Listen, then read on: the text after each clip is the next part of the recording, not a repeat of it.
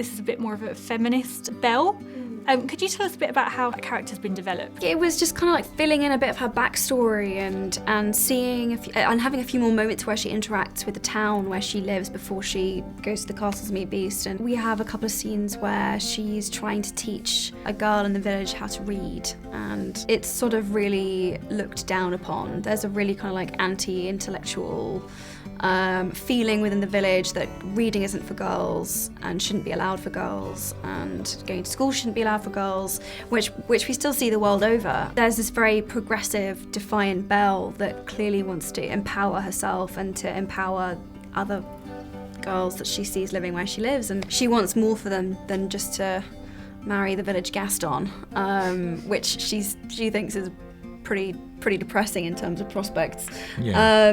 But I think in illustrating that story, it was about looking at the things that girls like Belle had to contend with and have to contend with, and so the Beast and Gaston and all of the characters really, you know, the magistrate and the town who thinks you're, you know, an upstart woman. Yes.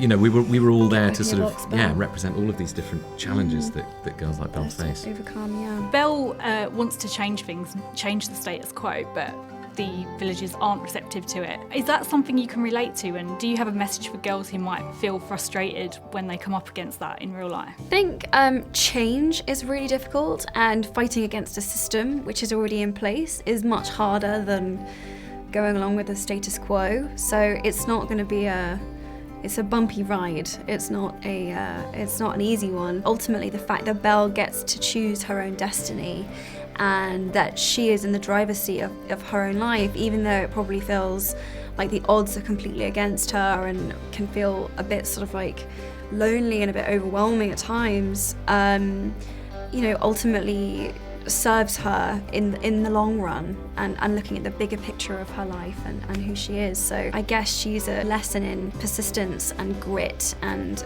sticking to your guns and seeing things through.